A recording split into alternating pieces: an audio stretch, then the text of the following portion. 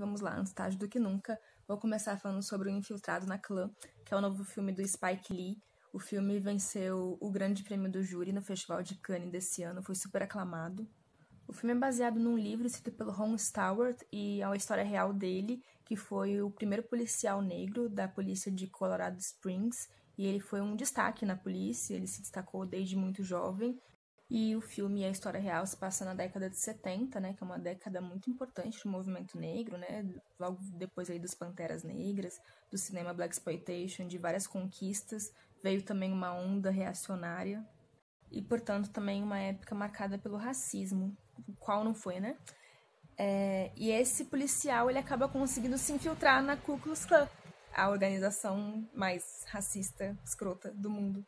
Esse policial é interpretado pelo John David Washington, que é o filho do Denzel Washington, e ele responde a um anúncio da Ku Klux Klan por telefone e tal, e aí ele usa todas as palavras racistas que ele conhece, e o cara da Ku Klux Klan acaba adorando ele, marcando uma reunião. E, obviamente, ele não pode ir nessa reunião, então ele manda o colega dele, da polícia, que é interpretado pelo Adam Driver, que é branco e judeu, nesse encontro com a Ku Klux Klan, então eles se tornam essa dupla. Ele é a versão telefone e o Adam Driver é a versão que vai aos encontros presencialmente.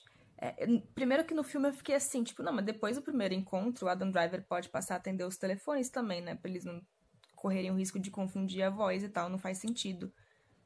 Mas não, ele fica a versão telefone pra sempre, o Adam Driver a versão presencial para sempre. E foi assim na vida real também, olha que coisa louca. E eles não confundiam a voz, eles sabiam imitar a voz do outro sem ser confundidos. E é um filme super divertido, ele também tem ótimas cenas de ação, tem cenas que ele sabe manter a atenção super bem, te mantém super entretido, mas na verdade essa história é só um subtexto pro que o Spike Lee realmente quer contar, que é como os movimentos racistas e supremacistas brancos foram se adaptando ao longo das décadas na América e continuaram cometendo opressões e mantendo o racismo vivo e forte por muitas décadas.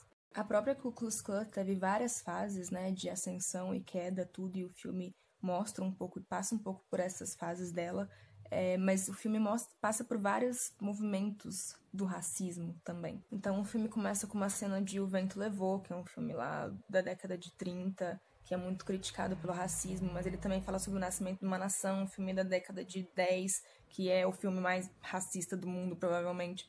Ele passa também por histórias de outras décadas. O filme está ambientado na década de 70, que é essa década importante para o movimento negro, mas ele está principalmente interessado em criticar o atual momento, os Estados Unidos do Trump. Mas é um paralelo que faz todo sentido, assim, porque na década de 60 e 70 o movimento negro teve várias conquistas e, como consequência, sofreu uma grande reação violenta da população, esse aumento de movimento supremacista branco. E hoje, depois dos Estados Unidos ter tido um presidente negro por 8 anos, a gente de novo tem esse crescimento do movimento supremacista branco e aumento de membros da Ku Klux Klan. Então, é muito óbvio e importante fazer esse paralelo. Isso fica bem óbvio no final. O filme é dedicado a uma ativista branca do movimento negro que foi morta por um supremacista branca nas manifestações do ano passado.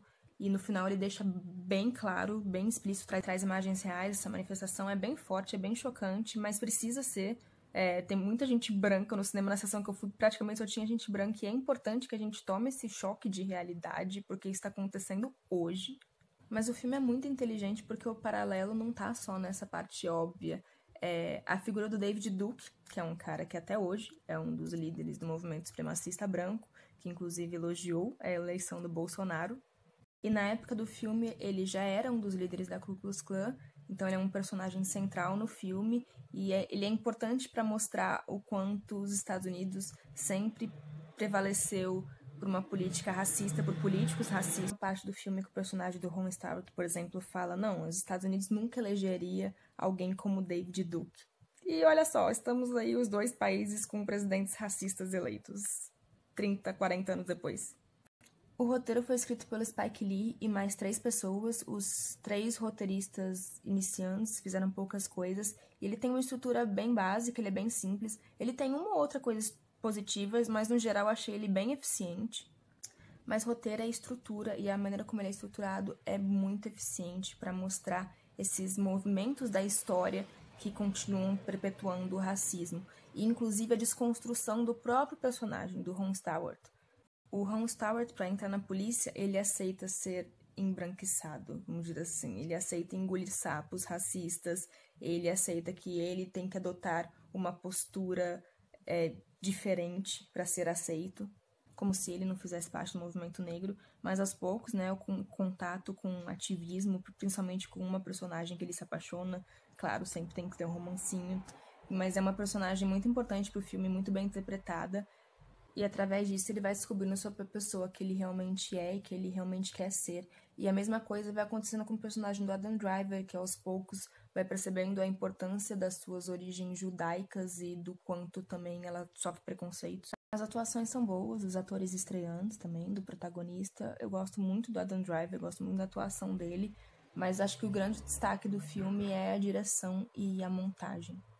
Eu particularmente queria conhecer mais da obra do Spike Lee, eu vi poucas coisas dele, mas eu queria principalmente conhecer mais sobre o movimento Blaxploitation, que é esse movimento cinematográfico super importante pro movimento negro da década de 70. Eu queria conhecer mais porque o filme, claramente, ele é inspirado muito nesse movimento, e eu sei disso porque, embora eu tenha assistido poucos filmes desse movimento, mas o Tarantino, por exemplo, é um cineasta muito influenciado pelo Blaxploitation. Jack Brown é um filme que ele fez em homenagem a esse movimento, e o filme claramente traz esses elementos, assim, telas divididas, uma montagem ágil, elementos gráficos que vão ocupando a tela enquanto eles falam sobre isso. Mas enfim, além desse final que é super impactante, eu destaco uma cena que é uma montagem paralela entre um batismo do falso Ron Stewart, interpretado pelo Adam Driver, na Ku Klux Klan, e eles estão assistindo O Nascimento de uma Nação, esse filme super racista, de 1915, nessa cerimônia, e é uma cena muito forte, a maneira como ela é dirigida, ele dá um poder, assim, para o Ku Klux Klan visual. E, paralelamente a isso, a gente está acompanhando uma reunião do movimento negro, no qual o ator Harry Belafonte está interpretando o Jeremy Tanner, e ele está contando um caso real que aconteceu na mesma época do filme de O Nascimento de uma Nação.